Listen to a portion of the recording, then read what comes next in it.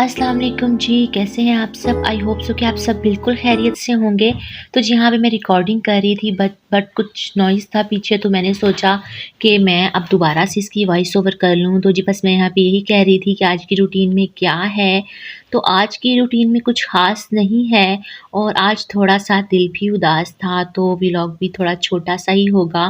कुछ ख़ास नहीं शूट किया बट छोटी-छोटी जो हैं वो हाइलाइट्स हैं कुछ मेरी रूटीन से रिलेटेड। तो फर्दर सोचा कि आज के टॉपिक पर भी कुछ बात कर लेते हैं, आज भी कुछ अच्छा-सा डिस्कस कर लेते हैं। अब अगर परेशान हैं तो इसका मतलब ये तो नहीं है ना कि परेशानी में अपने आप को उदास कर लें, नाउम्मीद कर लें, क्योंकि आप सब जानते हैं कि ये ज़िंदगी का हिस्सा है।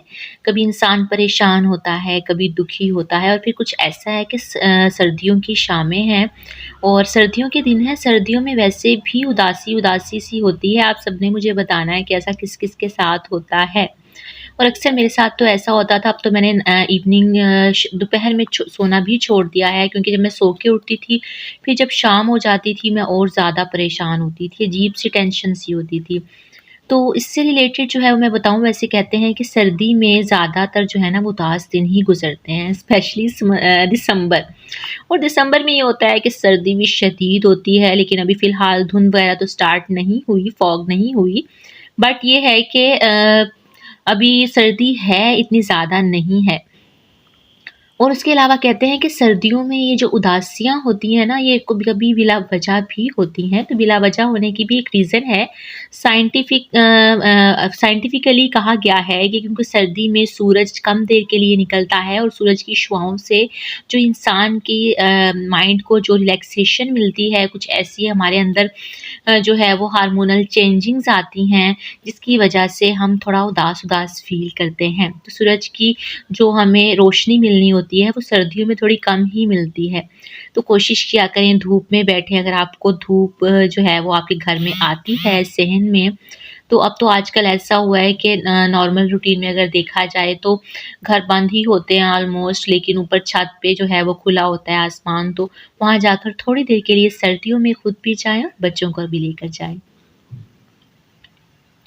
बस यहाँ साथ-साथ मैं कर रही थी छोटे-छोटे काम और साथ-साथ बच्चों को भी देख रही थी। जैसे कि मैंने आपको प्रीवियस वीडियो में बताया था कि मैं काम ऐसे अपना मैनेज करती हूँ कि मैं अपने बच्चों को भी साथ-साथ देखूँ और खुद भी अपना वर्क कर रही हूँ कि बच्चे मेरी नज़रों के सामने हों। तो ये एक अच्छी बात है कि किचन मेरा ओपन ही है और मैं साथ-साथ बच्चों को भी देखती रहती हूँ। हैदर को उसके टॉयज़ दे देती हूँ और नूर फ़ातिमा सामने बैठी होती हैं, कभी उनको भी टॉय दे देती हूँ, कभी बिस्किट्स दे देती हूँ। यहाँ पे नूर फ़ातिमा थोड़ा तंग कर रही थी और कह रही थी कि मामा मुझे उठा लें।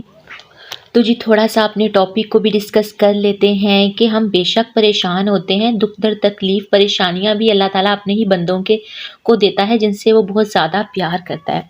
तो अगर दुःख और गम बुरी बात होती ना तो नबियों के साथ भी कभी भी दुःख और गम ना होते। आपने कभी भी उनको वही मैं बात करती हूँ कि हमने कभी भी अपने इस्लाम को रीड नहीं किया, हमने अपने इस्लाम से रिलेटेड जाना ही नहीं कि हमारे नबियों ने कितने मुश्किल-मुश्किल हालात से मुकाबला किया, कितना सफ़र किया, लेकिन हर किस्म के हालात में अल्लाह ताला का शुक्र अदा किया। तो जी बस हमें उदास नहीं होना चाहिए और अल्लाह ताला का शुक्र अदा करना चाहिए। जब हम उदास होते हैं तो कुछ ऐसी नेमतों की तरफ देख लें जो अल्लाह ताला की दी हुई हैं हमारे लिए और बस यही सब्र और शुक्र है। और उसके अलावा जो है वो दुःख और गम में हमें घबराना नहीं चाहिए। और उसके अलावा अगर हम ये देखें कि कहते हैं कि दुःख और गम जब इंसान पर आते हैं तो अल्लाह ताला उसके दर्जात बुलंद करता है। ठीक है? हमसे ज़िंदगी में बहुत बड़े-बड़े गुनाह होते हैं। वैसे अगर देखा जाए तो ये अपने इख्तियार में भी नहीं होता, तो इंसान जब परेशान होता है तो बस फिर परेशान ही होता है, लेकिन फिर भी अल्लाह ताला से दुआ करनी चाहिए। मैं नमाज़ पढ़ लेती हूँ, कुरान पाक पढ़ लेती हूँ और बस फिर थोड़ा-सा दिल जो है ना वो मेरा मुतमईन हो जाता है। तो बस आप भी ऐसा ही कर लिया करें। उसके अलावा एक हदीस भी मेरे सामने से गुज़री थी जो मेरा दिल किया कि मैं वो भी आपसे शेयर करूँ कि क़यामत के दिन कुछ लोग ऐसे भी लोग होंगे कुछ क़यामत के दिन जो हर गुनाह से पाक-साफ़ लोग आएँगे और उनका अमाल-नामा बिल्कुल साफ़-सुथरा होगा।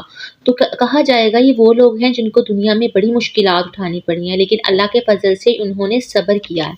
तो बस कोशिश करें कि हर किस्म के हालात में सब्र करें, शुक्र करें और मैं अल्लाह ताला से भी ये दुआ माँगती हूँ, आप लोग भी मेरे लिए दुआ माँगिएगा कि अल्लाह ताला मुझे हर किस्म की परेशानी के में जो है वो सब्र की तौफ़ीक अता फ़रमाए। हम सबको इस चीज़ की ज़रूरत है, सब्र की। बस ये आज का यही छोटा नन्हा-मुन्ना सा व्लॉग था जिसमें मैंने थोड़ा-सा आपसे शेयर किया और उसके अलावा मैं अपना फेस कब रिवील कर रही हूँ, तो जी मैंने अभी कुछ भी ऐसा नहीं कहा क्योंकि कुछ लोग मुझसे पूछ रहे थे, क्वेश्चनिंग कर रहे थे। तो अभी फ़िलहाल तो मैं हिजाब में हुई ही हूँ, मैं हिजाब लेती हूँ और मैं हिजाब में ही रहूँगी। लेकिन जो मैं मास्क पहनती हूँ और फेस रिवील करना, इससे रिलेटेड मैं कुछ भी नहीं कहूँगी कि मैं अपना फेस रिवील कर रही हूँ, नहीं कर रही, क्योंकि मैं इसी तरह से अपने आप को सेफ फ़ील करती हूँ, रिलैक्स फ़ील करती हूँ। तो जो जैसे जो अपने आप को रिलैक्स फ़ील करता है, वो उसी तरह से जो है मेरे ख़्याल से यूट्यूब पे आता है।